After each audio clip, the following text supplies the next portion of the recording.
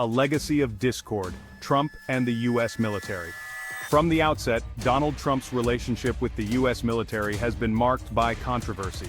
His actions and pronouncements have often deviated sharply from established norms.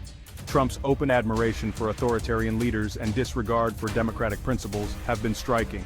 His interactions with military families have also drawn criticism. The handling of Vanessa Guillen's case was seen as insensitive. Reported comments about military funerals fueled perceptions of disrespect. Trump has made disparaging remarks about military personnel. He belittled decorated veterans, including John McCain. This contrasts with the traditional reverence afforded to the military by U.S. presidents. Many conclude Trump views the military as a tool for personal gain. His admiration for authoritarian leaders fuels concerns about his commitment to democratic norms. John Kelly, a voice of warning from within.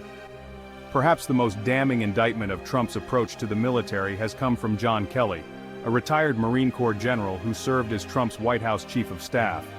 Kelly, who had previously earned Trump's praise for his military service and his perceived toughness, broke with his former boss in a series of explosive interviews and public statements. In these pronouncements, Kelly accused Trump of harboring authoritarian impulses and of failing to grasp the fundamental principles of American democracy. He claimed that Trump had expressed admiration for the unquestioning loyalty that Adolf Hitler had demanded of his generals, a comparison that sent shockwaves through the political establishment. Kelly's allegations carried particular weight because of his first-hand experience working alongside Trump in the White House. As chief of staff, Kelly had a unique vantage point from which to observe the president's decision-making process and his interactions with military leaders. His accounts painted a deeply troubling picture of a president who was either unwilling or unable to comprehend the gravity of his responsibilities as commander-in-chief. Kelly's criticisms were not limited to Trump's views on the military. He also expressed concerns about the former president's temperament, his judgment, and his overall fitness for office.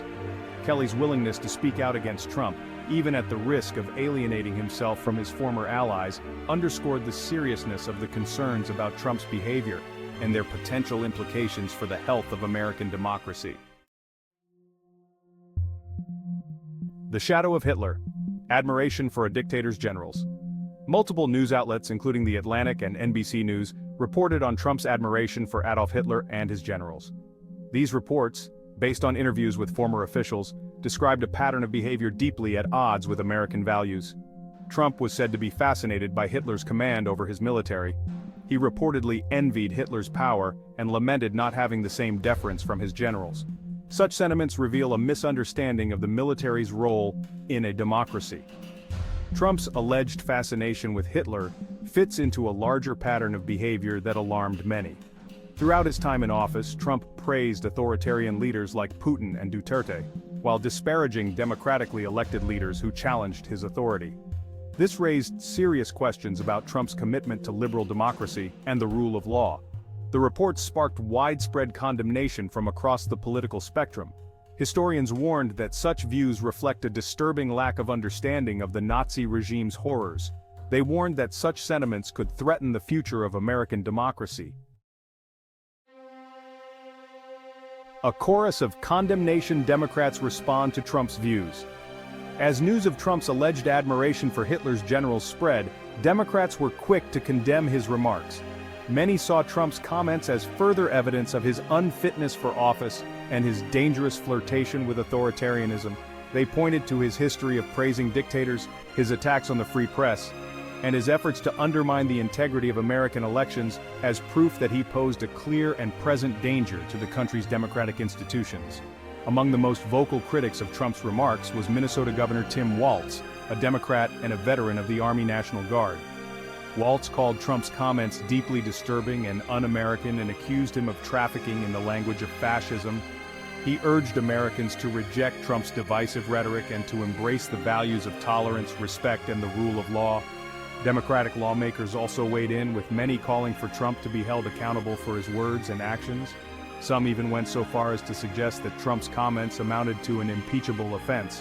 While such calls ultimately went nowhere, they reflected the deep sense of alarm that many Democrats felt about the direction of the country under Trump's leadership. The Democratic Party's condemnation of Trump's remarks highlighted the growing partisan divide in the United States. While Democrats were united in their opposition to Trump and his agenda, Republicans were largely silent on the issue, with many choosing to defend the former president or to downplay the significance of his comments. This partisan divide, which extended to the public at large, underscored the challenges facing American democracy in an era of heightened political polarization.